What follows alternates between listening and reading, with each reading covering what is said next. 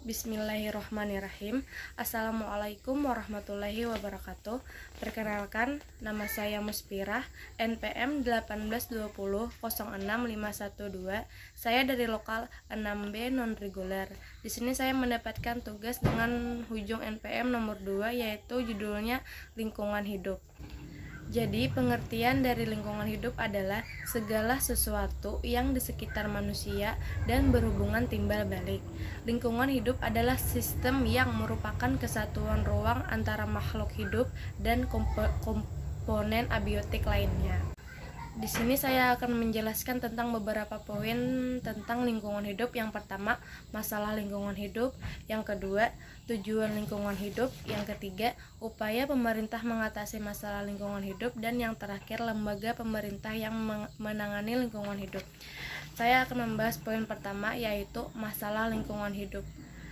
Berikut ini saya jelaskan masalah lingkungan hidup beserta penyebabnya. 1. Polusi. Masalah lingkungan hidup yang pertama adalah polusi atau pencemaran lingkungan hidup.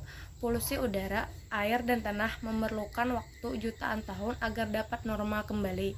Sektor industri dan asap kendaraan bermotor adalah sumber pencemaran utama. Kedua, perubahan iklim. Bisa juga dikatakan pemanasan global. Perubahan iklim seperti pemanasan global adalah hasil dari praktik manusia seperti emisi gas rumah kaca. Yang ketiga, populasi. Kelebihan populasi. Populasi planet ini mencapai tingkat yang tidak berkelanjutan karena menghadapi kekurangan sumber daya seperti air, bahan bakar, dan makanan. Yang keempat, hujan asam. Hujan asam terjadi karena adanya polutan tertentu di atmosfer. Dan yang terakhir adalah pembuangan limbah. Hal ini terutama limbah plastik dan sampah perkotaan seperti di Jakarta atau kota-kota di Indonesia. Poin kedua adalah tujuan lingkungan hidup. 1. Mencapai kelestarian hubungan manusia dengan lingkungan hidup sebagai tujuan membangun manusia seutuhnya. Yang kedua, mengendalikan pemanfaatan sumber daya secara bijaksana. Yang ketiga, mewujudkan manusia sebagai pembina lingkungan hidup.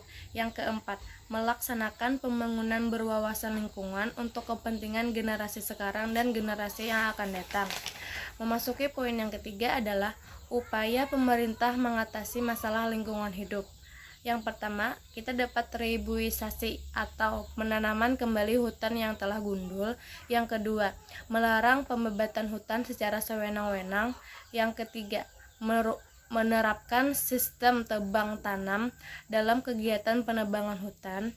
Yang keempat, melarang pemakaian bahan peledak dan bahan kimia lainnya dalam mencari ikan. Yang kelima, melarang pengambilan batu karang yang ada di sekitar pantai maupun di dasar laut. Yang keenam, melarang kegiatan perburuan liar. Dan poin yang terakhir saya jelaskan adalah lembaga pemerintah yang menangani lingkungan hidup. Dipimpin oleh seorang menteri yang bertanggung jawab langsung kepada presiden. Fungsinya membantu presiden dalam penyelenggaraan urusan pemerintah di bidang lingkungan hidup atau kehutanan. Yang pertama adalah planologi, kehutanan dan tata lingkungan. Yang kedua, konservasi, sumber daya alam dan ekosistem. Yang ketiga, pengendalian daerah aliran sungai dan hutan lindung. Yang keempat, pengelolaan sampah, limbah, dan bahan beracun berbahaya.